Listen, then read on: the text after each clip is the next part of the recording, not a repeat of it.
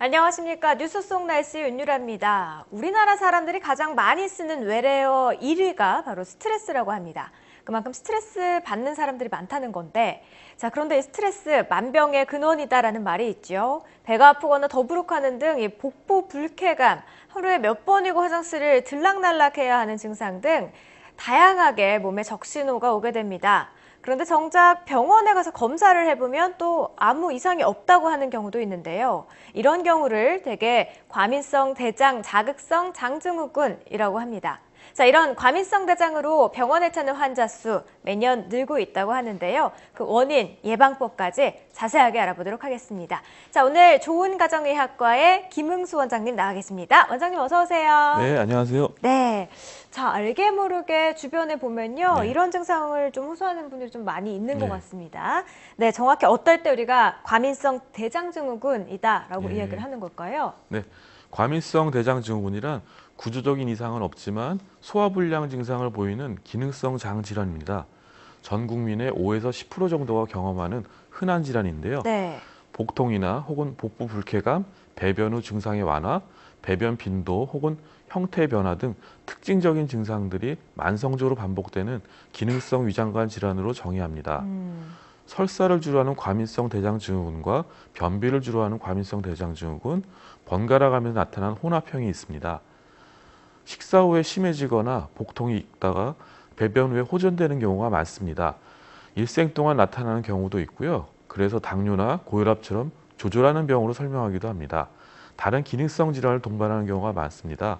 두통이나 요통, 불안, 신체형 장애, 섬유 근육통 등이 있습니다. 네, 그러니까 우리가 뭐 정확하게 이게 어떤 질병이다라고 할 수는 없지만 예. 많은 환자들에게서 나타나는 질환이다라고 예. 정의를 내리시는 거군요. 예.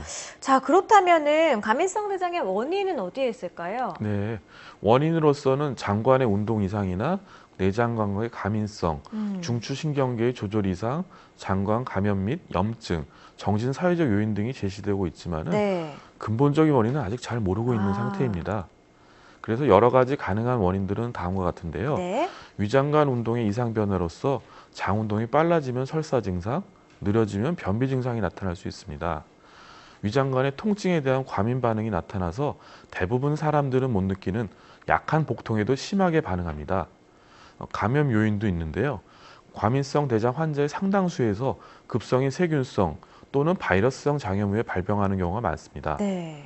장내 세균의 변화도 특히 장내 세균의 이상 증식이 설사를 동반하는 과민성 대장 환자의 증상 발생에 관여한다고 합니다. 네. 면역 이상도 있고요. 그래서 몸 안의 전신적 면역 체계뿐만 아니라 장 점막 면역 체계 이상을 보이는 소견도 보입니다. 정신 사회적 요인으로 스트레스에 의해 증상이 악화되는데요. 그래서 도시인, 여자, 수험생, 신경 많이 쓰는 전문직에 더 많은 편입니다.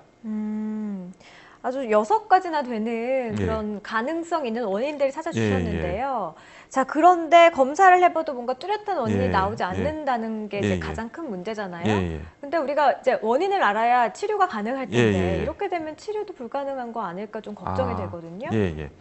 과민성 대장증후 환자들이 일상생활에 큰 어려움을 겪거나 잦은 검사로 의료비 지출이 현저히 늘어날 수 있습니다. 네. 그래서 적절한 치료를 통해서 증상을 호전시키고 삶의 질을 개선하는 것이 매우 중요한데요. 과민 대장 증후군이 여러 가지 병태 생리가 관여해서 다양한 증상 양상을 보이기 때문에 각각의 증상에 대한 약제를 조합해서 치료하는 것이 효과적입니다. 네. 증상 개선을 위한 약물 치료와 원인에 근거한 약물 치료가 있는데요. 약물로서는 복통 및 복부 불편감을 호전시키는 진경제가 있고요. 설사를 주로 하는 경우에는 지사제를 선택합니다. 네. 변비를 주로 하는 경우에는 무름변 개선에 도움되는 부피 형성제나 배변 횟수를 늘려주는 삼투성 하제가 있습니다. 위장관 운동 조절제나 점막 보호제, 위산 억제제가 도움이 됩니다.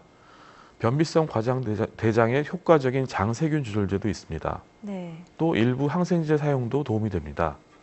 정신과 약물로는 항우울제나 항불안제가 많이 처방되는데요. 스트레스 같은 정신사회적 요인으로 과민성 대장 증상이 악화될 수 있기 때문입니다.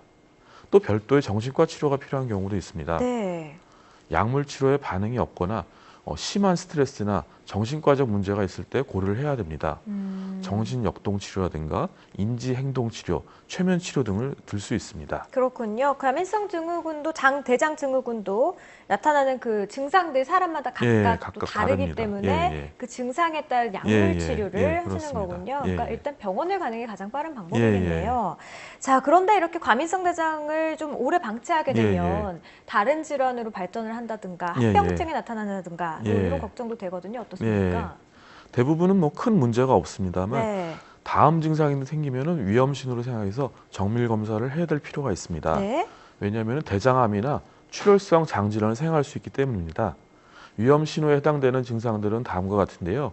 50세 이상에서 처음 발생했을 때 48시간 금식 후나 지사제 치료에도 지속되는 설사, 고열이 있거나 점점 악화되는 경과를 보이거나 피가 섞인 혈변, 대장암 가족력이 있거나 원인을 알 수 있는 빈혈이나 설명할 수 없는 체중 감소가 동반되는 경우 등이 있습니다. 아, 그렇군요. 자, 그런데 요즘 이런 과민성 대장으로 병원을 찾는 분들이 좀 증가하고 있다고 들었습니다. 이렇게 환자 수가 급격하게 늘어나고 있는 이유는 무엇일까요?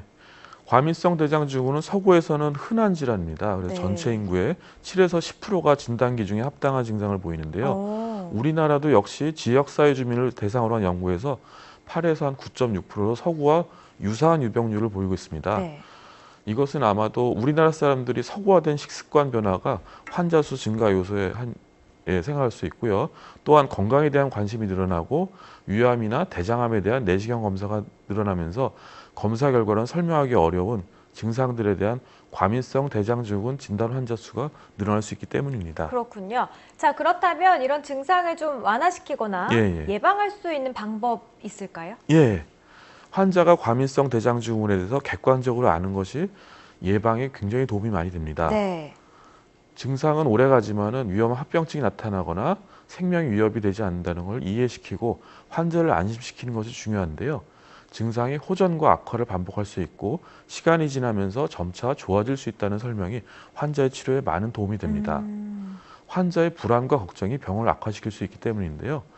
환자의 일상적인 스트레스나 생활 습관, 악화 요인, 정신과적 질병, 직업과 일상생활, 약물 복용 등에 대해서 적극적으로 알고 조절하는 것이 치료의 예방에 있어서 중요합니다. 그렇군요. 심리적인 안정을 되도록이면 좀 취하시는 게 좋겠습니다.